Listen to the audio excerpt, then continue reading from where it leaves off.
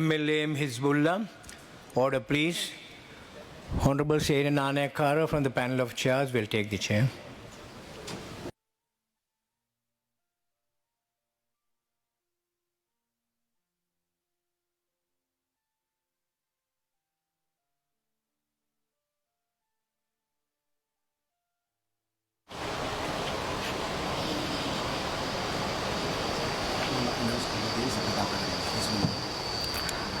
You carry on.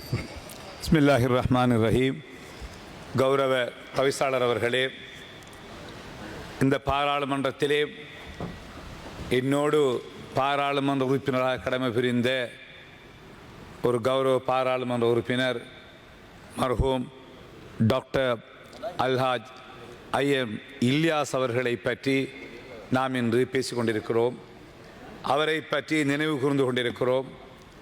இந்த நாட்டினுடைய அரசியல் வரலாற்றிலே மிக முக்கியமான ஒரு முஸ்லிம் அரசியல் மையத்தை எடுக்கின்ற போது மிக முக்கியமான ஒரு போராளியாக இருந்த ஒருவர். தன்னுடைய சிறு வயதிலிருந்தே முஸ்லிம் சமூகத்தினுடைய அரசியல் உரிமைகளை வென்றெடுப்பதற்கும் சர்வதேச ரீதியிலே முஸ்லிம்கள் எங்கு பாதிக்கப்பட்டாலும் அந்த மக்களுக்காக குரல் கொடுப்பதிலும், இன மத மொழி வேறுபாடுகளுக்கு அப்பால் சிறுபான்மை சமூகம் பாதிக்கப்படுகின்ற போதெல்லாம் அதற்காக குரல் கொடுத்த ஒரு பெருந்தலைவராகவே டாக்டர் இல்யாஸ் அவர்களை நாங்கள் பார்க்கின்றோம். 1994 ஆண்டு யாழ்ப்பாண மாவட்டத்திலே போட்டியிட்டு ஒரு பாராளுமன்ற உறுப்பினராக தெரிவு செய்யப்பட்டு 2000 ஆண்டு வரை உள்ள மிக முக்கியமான ஒரு காலகட்டத்திலே எங்களுடைய மறைந்த மாபெரும் தலைவர் மர்ஹூம் அஷ்ரப் சார் அவர்களோடு இந்த பாராளுமன்றத்திலே என்னோடு ஒரு பாராளுமன்ற இருந்து கடமை புரிந்த ஒருவர். குறிப்பாக வடக்கு மாகாணத்திலே முஸ்லிம்கள் தமிழீழ விடுதலை புலிகளால் விரட்டி அடிக்கப்பட்டு இருப்பதற்கு இடமின்றி, உண்ண உணவின்றி, உடையின்றி அந்த மக்கள் ஓடி வந்த போது அந்த மக்களை புத்தளத்திலே மிக அன்போடு வரவேற்று அதற்கு தலைமை தாங்கி புத்தளத்திலே இருந்த மார்க்க தலைவர்கள், சமூக தலைவர்கள், புத்திஜீவிகள், அரசியல் தலைமைகள் எல்லோரையும் ஒன்றிணைத்து அந்த மக்களுக்கு என்ன அடிப்படை வசதிகளை கொடுக்க முடியுமோ அத்தனை வசதிகளையும் கொடுப்பதிலே முன்னின்று உழைத்த ஒரு சகோதரர் டாக்டர் இல்யாஸ் அவர்கள். குறிப்பாக நாங்கள் அந்த காலகட்டத்திலே ஆட்சியில் இருந்தபோது அந்த மக்களை மீள குடியேற்றுவதிலே அவர்களுக்கு தேவையான காணிகளை பெற்றுக் கொடுப்பது, அவர்களுக்கு தேவையான வீட்டு வசதிகளை செய்வது, அதே போன்று அவர்களுடைய அடிப்படை தேவைகளை நிறைவு செய்வதிலே டாக்டர் இல்யாஸ் அவர்கள் நமது ஸ்ரீலங்கா முஸ்லீம் காங்கிரசினுடைய ஒரு பிரதிநிதியாக இரவு பகலாக பாடுபட்டு நமது கட்சியினுடைய போராட்டத்தின் வளர்ச்சியிலே அதிக பங்களிப்பு செய்த ஒருவர். அதே போன்றுதான் புத்தளம் இந்த நாட்டிலே என்றுமே மறக்க முடியாத ஒரு பிரதேசம். மிக இன ரீதியான மிக மோசமான ஒரு சம்பவம் இடம்பெற்ற ஒரு பிரதேசம் புத்தளம். புத்தளம் பெரிய ஜும்மா பள்ளி வாசலிலே 1976 ஆண்டு பிப்ரவரி மாதம் 2ஆம் தேதி மிக மோசமானதொரு படுகொலை இடம்பெற்றது. பள்ளிவாசலுக்கு தொழுகைக்கு சென்ற சகோதரர்களை போலீசார் அப்பொழுது அவர்களை கொன்று பல 7 சகோதரர்கள் படுகொலை செய்யப்பட்டும் பலர் காயமடைந்த ஒரு மோசமான ஒரு சம்பவம், வரலாற்று கரை படிந்த ஒரு சம்பவம் இலங்கையின் வரலாற்றிலே அன்று இடம்பெற்றது.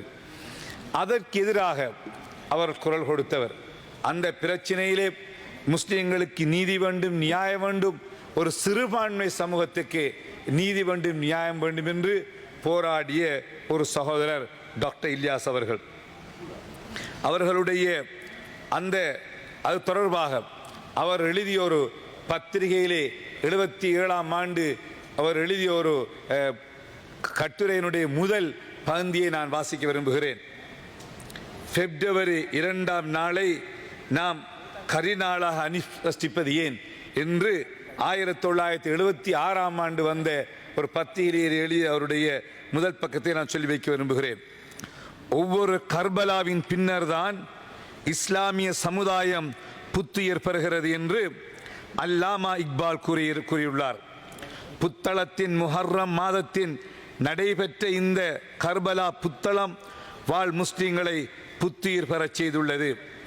களப்பலியான எம் சகோதரர்களின் நினைவு தினத்தை நாம் அனுஷ்டிப்பதை குறுகிய கண்கொண்டு பார்க்கும் சில பிறவிகள் புத்தளத்தில் நாம் மீண்டும் ஒரு இனக்கிளர்ச்சியை ஏற்படுத்துவதற்கு அடிகோலுகிறோம் என்றும், வேறு சிலர் நாம் அரசியல் லாபம் கருதியே இதை நடத்துவதாகவும் கதை கட்டி திரிகின்றனர். நாம் மிகவும் மனவேதனை அடைகிறோம். சொந்த சகோதரர்கள் துன்பத்தில் சாதல் கண்டும் சிந்தை இறங்காத அந்த பிறவிகளை எண்ணி வெட்கப்படுகிறோம் என்று மிகச் சிறப்பானதொரு கட்டுரையை எழுதியிருந்தார். அதனை அவர் தொடர்ச்சியாக பத்திரிகைகளிலே சத்திய சோதனை என்ற தலைப்பிலே எனது போராட்ட அரசியலில் ஒரு துளி என்கின்ற ஒரு வடிவத்திலே ஒரு தொடர்ச்சியாக ஒரு புத்தகத்தையும் எழுதி வந்தார். அதை பத்திரிகைகளிலும் வெளியிட்டு வந்தார். அவர் உண்மையிலேயே பிப்ரவரி அந்த சம்பவம் நடைபெற்ற நாள் தான் அவருடைய பிறந்த நாளும் கூட, அதே பிறந்த நாள் தான் எனது பிறந்த நாளும் கூட.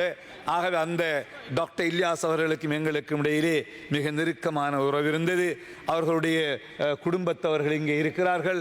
நாங்கள் அவர்களுக்காக நாங்கள் பிரார்த்திக்கின்றோம். அவ்வாறு அதே போன்று அந்த புத்தள விவகாரத்திலே அந்த பாதிக்கப்பட்ட மக்களுக்கு நன்மை கிடைக்க வேண்டும், அது தொடர்பான குரல் அரசியலிலே வர வேண்டும் என்பதற்காக 1977 ஆண்டு பாராளுமன்ற தேர்தலிலே தமிழர் TLF தமிழர் விடுதலை கூட்டணியின் சார்பிலே அவர் புத்தளத்திலே தேர்தலிலே போட்டியிட்டார். அதனூடாக அந்த மக்களுக்கு ஒரு நீதி வேண்டும், நியாயம் வேண்டும் என்று போராடினார். அப்போது SJV செல்வநாயகம் ஐயா தலைமையிலே அப்போது இருந்த சிவசிதம்பரம் தலைவர்கள் போன்ற அமிர்தலிங்கம் போன்ற தமிழ் தலைமைகள் நாட்டிலே மக்களுக்கிடையில் ஒற்றுமை வேண்டும், இன ஒற்றுமை வேண்டும் என்று தமிழ் முஸ்லிம் மக்களுக்காக பாடுபட்ட அந்த அரசியல் தமிழ் தலைமைகளை அழைத்து கொண்டு யாழ்ப்பாணத்திலே அவர்களுக்கான துக்க கூட்டங்களை நடத்தி அதனூடாக அந்த மக்களுடைய அந்த செய்தியை உலகத்துக்கு கொண்டு சென்று அந்த மக்களுக்கு நீதி பெற்றுக் கொள்வதற்காக தொடர்ச்சியாக போராடிய ஒரு சகோதரர் டாக்டர் இல்யாஸ் அவர்கள். அதே போன்று பலஸ்தீனத்திலே முஸ்லீம்கள் பாதிக்கப்படுகின்ற போதெல்லாம் இஸ்ரேலிய கொடுங்கோலர்களால் முஸ்லிம் இளைஞர்கள், முஸ்லிம் தாய்மார்கள், சகோதரிகள், குழந்தைகள் வெட்டி படுகொலை செய்யப்பட்டு அந்த முஸ்லீம்கள் பலஸ்தீனத்திலே இஸ்ரேலியர்களால் படுகொலை செய்யப்படுகின்ற போது ஒவ்வொரு தடவையும் அதற்கு எதிராக குரல் கொடுப்பவர், யாரும் வராத போதும், யாரும் முன்வருவதற்கு அச்சப்படுகின்ற போதும் தனிய புத்தளம் சந்தியிலும் ஏனைய நகரங்களிலும் பிரதேசங்களுக்கு சென்று அந்த அல் அக்ஸா பலஸ்தீன் அல் அக்ஸா விடுதலைக்காக, பலஸ்தீன மக்களுடைய விடுதலை போராட்டத்திற்காக, அந்த போராட்டம் வெற்றி பெற வேண்டும் என்பதற்காக அந்த மக்கள் அநியாயமாக அப்பாவி மக்கள் படுகொலை செய்யப்படுகிறார்கள். இன்றும் அந்த மக்கள் படுகொலை செய்யப்பட்டுக் கொண்டிருக்கிறார்கள்.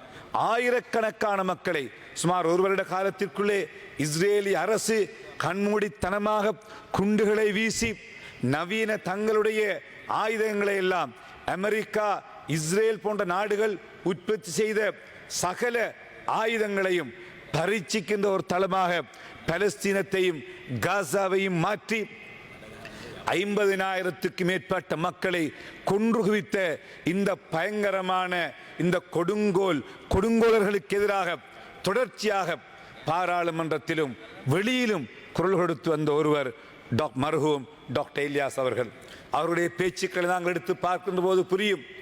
பாராளுமன்றத்திலே அவர் பேசுகின்ற ஒவ்வொரு சந்தர்ப்பத்திலும் பலஸ்தீனத்துக்காகவும் அந்த மக்களுக்காகவும் குறிப்பாக அல் அக்ஸா பள்ளியினுடைய மீட்புக்காகவும் அவர் பேசிக்கொண்டிருப்பார். அவ்வாறான ஒரு நல்ல தலைமைத்துவத்தை நாம் இழந்திருக்கிறோம். ஆகவே குறிப்பாக அவர் இனங்களுக்கிடையிலே ஒற்றுமை வேண்டும், குறிப்பாக சிறுபான்மை சமூகங்கள், தமிழ் மக்கள், முஸ்லீம்கள் ஒற்றுமைப்பட்டுவிட வேண்டும், மலையக மக்கள் ஒற்றுமைப்பட வேண்டும், நாங்கள் ஒற்றுமைப்பட்டு எங்களுடைய உரிமைகளுக்காக நாங்கள் போராட வேண்டும், உரிமைகளை பெற வேண்டும் என்று என்றுமே தொடர்ச்சியாக போராடிய ஒரு சகோதரர் டாக்டர் மர்ஹூம் இல்யாஸ் அவர்கள். அவர் அந்த மக்களோடு மிகவும் நேசமாக பண்பாக மிகவும் அன்போடு பழகிய ஒருவர். அவருடைய வீட்டுக்கு நாங்கள் அடிக்கடி சென்று வருவதுண்டு.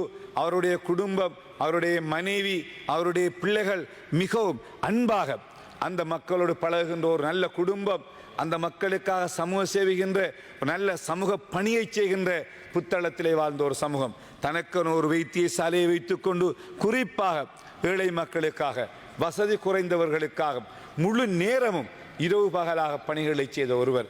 யுத்த காலத்திலே வடகிழக்கு மாகாணத்திலே யுத்தம் வந்த போதும், கிழக்கிலே யுத்தம் வந்த போதெல்லாம் எங்களை வடக்கிலே புத்தளத்திலே இருந்து வந்து எங்களுக்கு ஆறுதல் வார்த்தைகளை கூறிய ஒருவர். காத்தாங்குடி பள்ளிவாசலிலே, ஏறாவூரிலே முஸ்லீம்கள் படுகொலை செய்யப்பட்ட போதெல்லாம் டாக்டர் இல்யாஸ் ஓடி வந்து எங்களுக்கு ஆறுதல் வார்த்தைகளை சொல்லுகின்ற ஒரு நல்ல பண்பை கொண்ட ஒரு மனிதர் டாக்டர் இல்யாஸ் அவர்கள். ஆகவே இன்று நாங்கள் அவர் எங்களை விட்டு மறைந்திருக்கிறார். அவர்களுக்காக நாங்கள் பிரார்த்திக்கின்றோம். எல்லாம் வல்ல அல்லாஹ் அவருடைய கபரை, அவருடைய நல்ல பணிகளை ஏற்றுக்கொள்ள வேண்டும். அவர் சமூகத்திற்காக அவருடைய போராட்டம், அவர் புத்தளத்திலே அல் அக்ஸா வீதி, பைத்துல் முகத்தஸ் வீதி என்று ஒரு பெயரையை சூட்டினார். அதன் மூலமாக அந்த மக்களையும் பலஸ்தீனத்தையும் நினைவு கூற வேண்டும், மறுமை நாள் வரை நினைவு கொள்ள வேண்டும் என்று கனவு கொண்ட ஒரு சகோதரர். தனக்காக வாழாமல், தன்னுடைய குடும்பத்துக்காக வாழாமல், இரவு பகலாக சமூகத்துக்காகவே வாழ்ந்த ஒருவர். சமூகத்தினுடைய விடுதலைக்காக, சமூகத்தினுடைய உரிமைகளை பெறுவதற்காக வாழ்ந்த ஒரு சகோதரர். அவர் தன்னுடைய குடும்பத்தின் மீது அல்லது அவருடைய பொருளாதாரம் மீது அல்லது அவருடைய தோட்டம் துறவுகள் மீது அல்லது ஒரு வைத்தியசாலையின் மீது அவர் அதிக அக்கறை செலுத்தியது கிடையாது.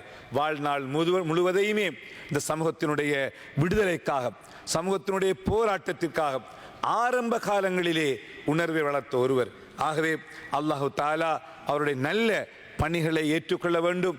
அவருடைய நல்ல பணிகளுக்காக அல்லாஹு தாலா அவருக்கு ஜன்னத்துல் ஃபிர்தௌஸ் என்ற உயர்ந்த சொர்க்கத்தை வழங்க வேண்டும். அதே போன்று அவருடைய மனைவி, அவருடைய பிள்ளைகள், அவருடைய குடும்பத்தவர்கள் சமூகத்தின் மீது அக்கறை கொண்டவர்கள். அவருடைய ஜனாசாவிலே நான் கலந்து கொள்ள சென்றிருந்தேன்.